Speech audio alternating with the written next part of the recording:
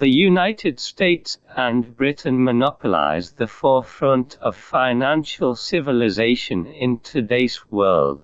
The United States and Britain have taken the lead in entering the financial civilization, and each has its own expression of financial civilization. The financial civilization of the UK is a classic conservative model, mainly banking and insurance, which effectively helped the Industrial Revolution and trade development of the UK avoid risks. The financial civilization of the United States is mainly represented by the investment model, represented by the stock market and derivative markets.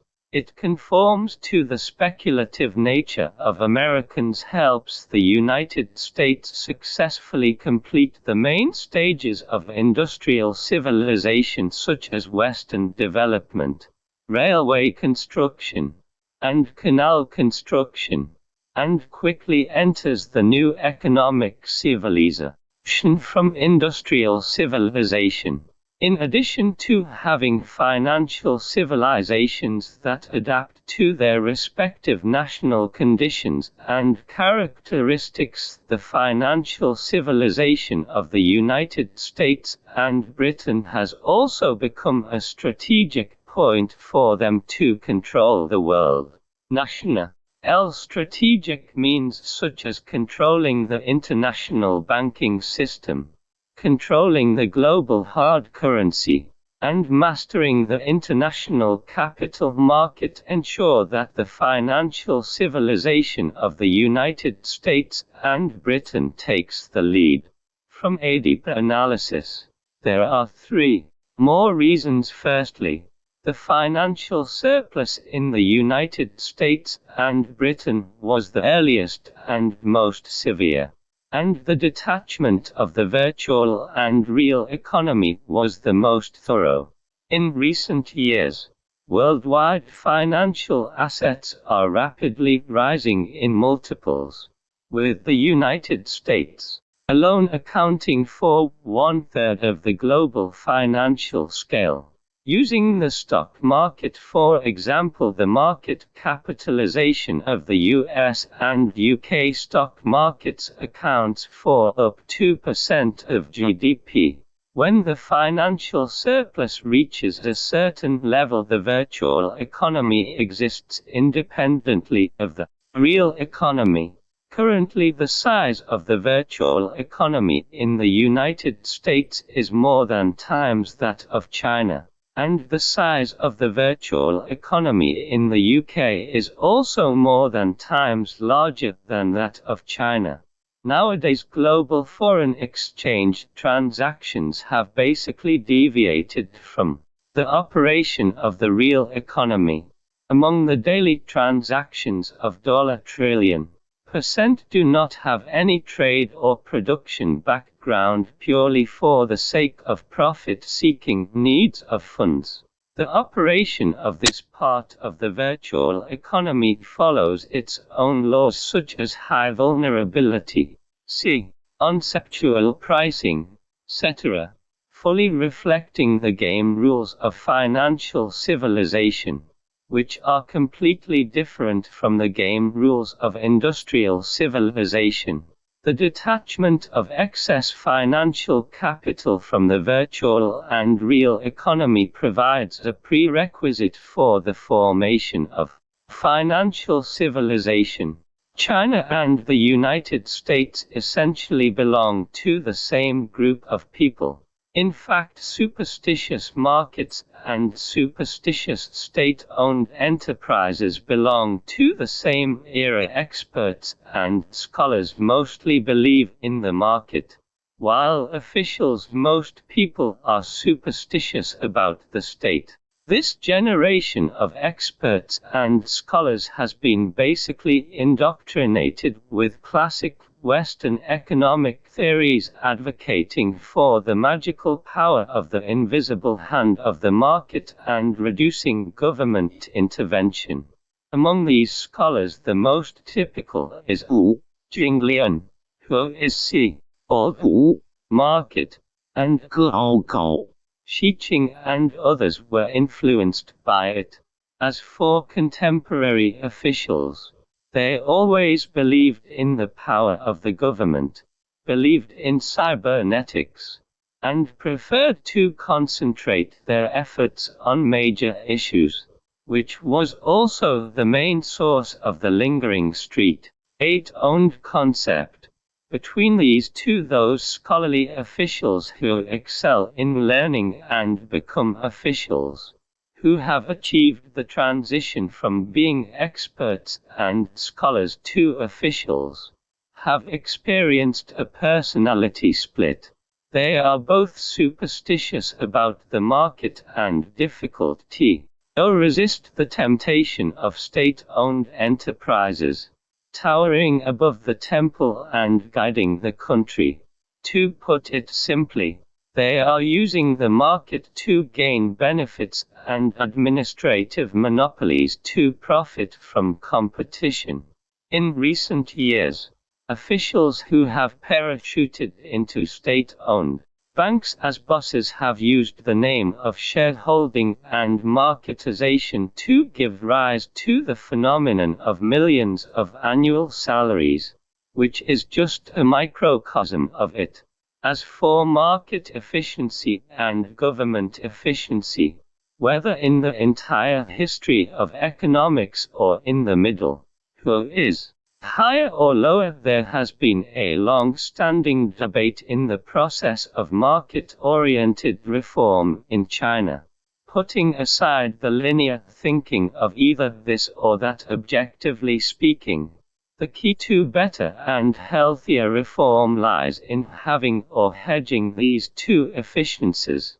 From the perspective of value orientation, relevant departments want to have both market efficiency and government efficiency, and objectively, the great success of the Chinese economy in the past years also depends on the full combination of these two.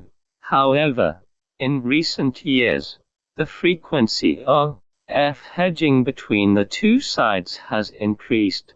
Whether it is health care reform, housing reform, education reform, public utility reform, resource price reform, etc., it is either too market-oriented or the government's power is too strong, resulting in obvious negative consequences of hedging. The efficiency of the U.S. government is very high, and its glory comes from the combined force of plus generated by the superposition of two efficiencies. But it deceives other countries to give up regulation and only want a market economy. If Chinese reformers listen to their deceit, as long as the market does not want government efficiency, they will undoubtedly be deceived, and is accustomed to using the laws of industrial civilization and information civilization to explain, study and judge financial problems. The development of the securities market according to geometric series conforms to the laws of financial civilization, but meets the logic of industrial civilization, regulation and intervention according to the development of arithmetic progression. The so-called P/E ratio, securitization rate and valuation model in the inherent knowledge system have been repeatedly denied by the market, but they are still regarded as the 四无苏 prin. Being conservative towards traditional knowledge and unable to understand the arrival of a new civilization may result in schizophrenia. Integrating and responding to the four civilizations in a timely manner will lead to a winner-take-all in the market. The knowledge contrast of four economic civilizations' lack of understanding of various economic phenomena, especially the abnormal operation in the financial field, has led to a lack of understanding of human knowledge systems. Reflection on the accumulation of human knowledge corresponds to the process of human civilization. While existing knowledge still remains in the summary and inference of past economic civilizations, so it is necessary to sort out human economic civilization and deduce the emergence and characteristics of new civilizations.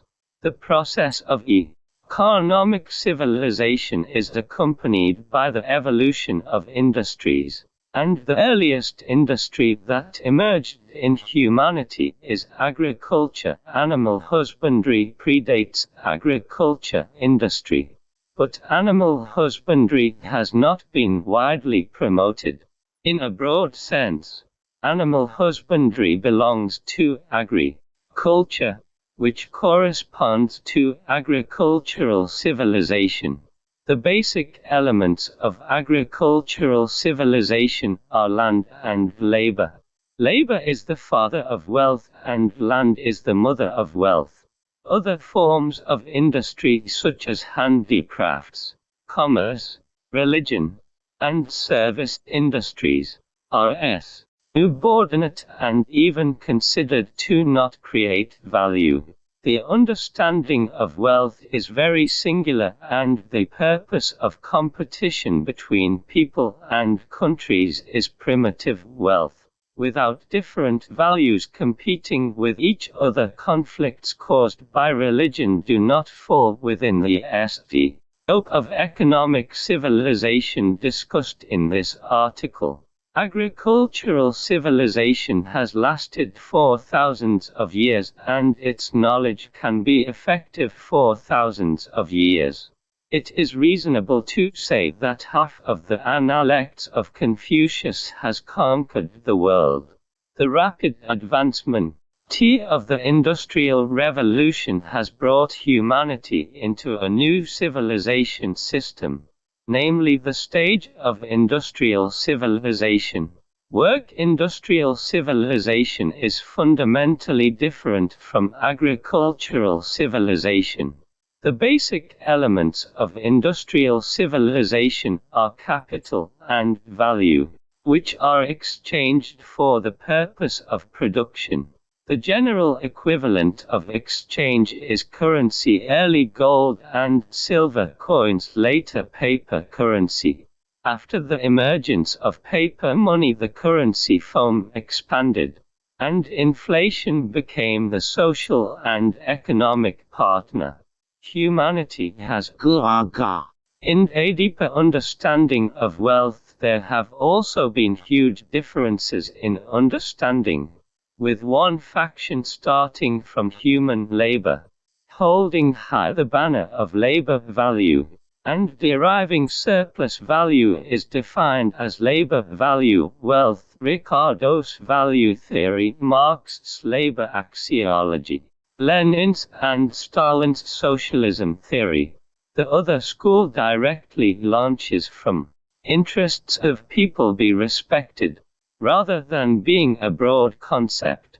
The difficulty of transforming this concept lies in encountering the resistance of traditional ideology and the covert boycott of vested interest groups. Another prerequisite is the upgrade of the governance concept, that is, the upgrade of the version of making decisions for the people, which is undertaken by everyone, upgrading from limited liability to a limited and bounded management model that leads social rules and maintains their fair execution.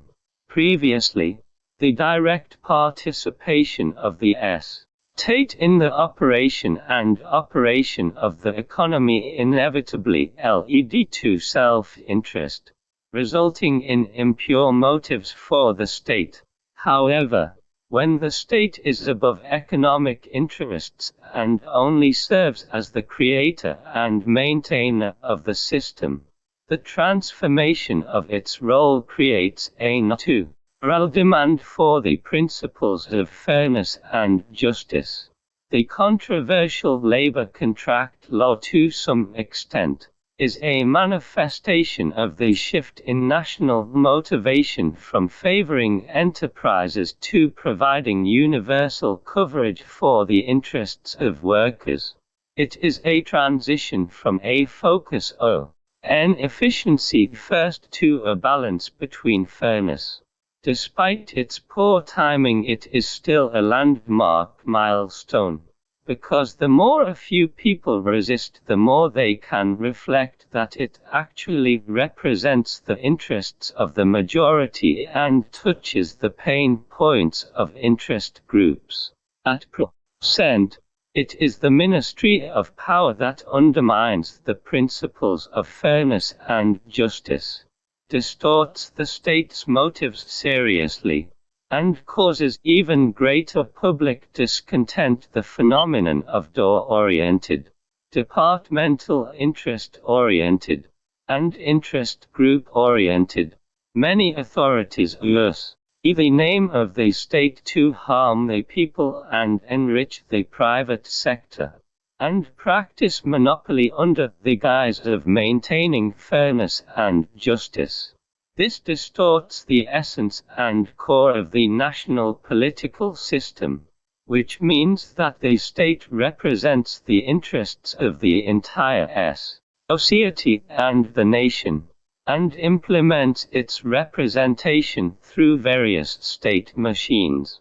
However, in reality, various state machines become representatives of the state and fulfill the interests of their own departments in the process of representation. This deviation is the source of social contradictions at this stage.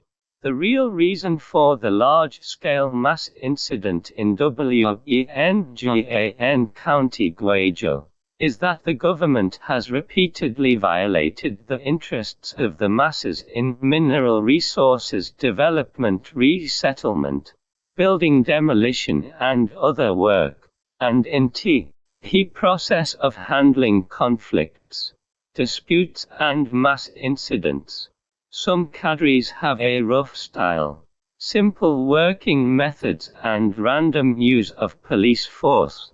Although the stock market was in a mess in the first half of the year, there were still over billion yuan in stamp duty receipts, and local state-owned asset management commissions are still preparing to queue up local state-owned enterprises.